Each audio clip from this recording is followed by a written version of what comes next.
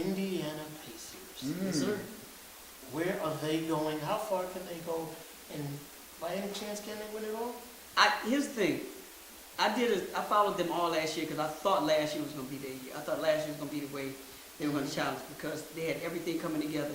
And the Danny Granger thing to me was big to them because losing him and not having him be a part of what they were doing kind of took them by surprise. And that stopped them from getting over the hump, against a team like Miami because I think anytime you lose somebody that, can give you 20 plus points a game, that's going to affect your team. I don't give a damn who you are. Right. That being said, the way they built this team, the small changes that they made, the confidence that they built up, I honestly do believe, and the growth of Paul George from last year to this year, I think for two reasons they really, really, really have a chance to get to the finals, get past Miami, and possibly win it all, depending on who they play.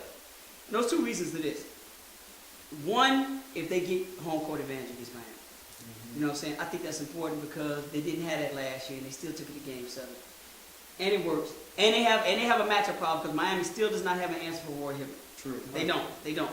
And second, the gap between LeBron and Paul George is not what it was last year when they played. That's true. So you're saying when you start doing that matchup situation and you look at it and you all look at LeBron and say, check, it's not an automatic now. It's not an automatic. So my thing is that if they got home court advantage and that gap between Paul George and LeBron James, this sustains itself for 7 games and it's not that great. You know what I'm saying? And they don't have an answer for Roy Hibbert. They have a strong chance. But, and that's why I wanted to cut. No, I'm waiting. I hope you get to where I'm going. Keep going. I don't know if we get weaker, but the one thing that's going to work against them is if we learn anything about Miami last year, anything, they play better when their back's against the wall. That's what's scary because they don't mind having their backs up against the wall and they're defending something that Indiana does not have. Now you add those two factors. Those two factors can be stronger than the factors I throw in with Indiana. So I'm not kind of vacillating between back and forth. I think they do have a chance to win it without question if those factors fall into place for the Pacers. But there's a strong, big-ass asterisk right there where Miami's like, look, we can be down 3-0 and we still can get in your hands. Because we learned, like I said last year, you put our backs against the wall, they come back and play better than they usually do. No, you didn't hit what I was going to say, okay. But I think you hit on the Paul George, you hit on how the gap is closed with him and LeBron, but also, too, another thing that I've seen this season is D-Wade's health. During the stretch. I mean, right now, I know you're trying to save for down the road, but that is going to be a factor once you get to the playoffs. I'm not falling for that. Oh, you're not? I'm not falling for that. I'm not saying they're playing possible. I'm just saying they're thinking ahead of time, and I'm not gauging what Dwayne Wade is doing now or what he does. And I'm telling you, depending on when they have to face the Pacers, which may be the final round of the East, how bad the East is right now, Miami know they can go through 3 series without even having Dwayne Wade play. You good? Just chill. Just chill. We got it. Because this team, Pat Riley is the king of championships. Yeah. One of the kings. Yeah. And come postseason, he's gonna have tricks up his sleeve. And Spoelstra's been around that long enough. Yeah. So I'm not saying they're playing possum. They're just playing smart. They playing smart, and trust me, Dwayne Wade will not miss any time. When we know days off, he'll play 40 minutes every game if needed against the Pacers. I'm not even looking at what he will limp across. Yes, he will. Now, here's the thing: what Miami needs to do. You ask me what they need to really. If Miami turns away to flip this whole thing right now in the middle of the season, and y'all probably kill me for this, but if they make Chris Bosh the number 2 option in their offense, it'll be over. Yeah. It'll be over. Yeah. Because now you don't need Dwayne Wade to be that second tier. Yeah, I get you. He can do the same thing he's doing, and that's your third option. And but you still have Chris needs to get more touches. Yeah, he's got to get more touches. And you still have the veteran leadership of a Ray Allen. Yep, you do. Nothing changes. And this is Michael Beasley's last chance. Michael Beasley knows it. Yep. His second tenure with the Miami Heat is a blessing. He understands that. So whenever they put him in the game for however minutes, he's going to make it happen. He got to produce. He will in the playoffs. Yeah, he will in the playoffs. He can play. He can play. When his mind is right, he can play. Michael Beasley's a nasty boy. And it goes back to what you said about Pat Riley. Pat Riley, I think, is like playing it cool with Mike because it's the second time I let him do his thing. Yeah. Trust me, you know Pat's gonna have that conversation like, come here, Mike, we need to talk. He's gonna have that closed door conversation This is with it. playoff time start. That's the This first is it. thing that Pat Riley's gonna do. Like, yo, this And is he it. can do that though. And Udonis is still there. Yep. He's used to championships. He's from Miami. He's always going to want to represent. Dude, listen to So- this. If you can get, I'm telling you, if you take Chris Bosh and like flip it like Dwayne, we're gonna run it. I've been seeing that though. I've been seeing it in the offense now with D Wade out. I've been seeing the numbers that him and LeBron have been putting up need together. to stay that way. You Yeah. get Chris Bosh like 20 to Hey. 21 points a game, dude, Here's and what get that, let that be his regular. Yeah. Here's what I like about the Miami Heat.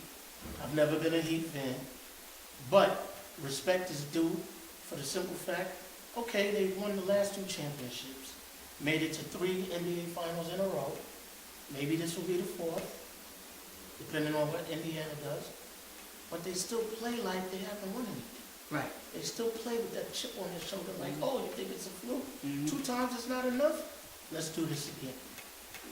So we'll see what happens, but They you did gotta that last respect year. them. They did that last year, and people were like, oh, last year, because they had a shortened season, Right, it was a fluke, and they were losing kind of games they weren't supposed to lose. Yeah. And then, like Fife said, they got nasty, but they went on, 27 game winners, whatever they did, they started ripping through teams just to let you know, like, look, We good. we good, we still, and they'll do that Of again. course, they almost lost to the Spurs, but when Pat Riley and the likes of Alonzo Mourning are involved, because they've been through some battles, wherever they coach, wherever they play, just to be in the front office of the team or what have you, they're not having no parts in that.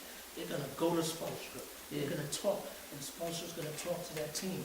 D Wade is a vet. LeBron James is a vet. Chris Anderson is gonna bring that defensive presence. Birdman. See, If Greg Oden plays, all he has to do is give 6 fouls. Maybe a His couple memory I of was started just forgot. I was about to gonna say that. Can about I that. can I play journalist for a while and ask you both a question about Miami? Are you all worried about LeBron James working too much during the regular season, trying to keep this thing afloat? It's going to pay off. It's going to pay. It's going to wind up haunting them in the end because he's putting in so much work. He's the consummate professional. Yeah. And he's chiseled, he's brolic, he young. stays in shape, he's still young. That's the biggest thing about him. And he's bright. I watch how the one thing about him that really gets me is the time that he takes off and to get back to work. There's no real just real chill time because like you said, he is a professional and he has something in him where he wants to be known as the best. And there's not a lot of people that can say that when they're all said and done. There's only a handful that can say that. And he sees that it's right there. He's still young. And how he works, he's good. Okay. Listen, I got this. D-Wade, chill. Chris, I need you to step up a little bit. Right.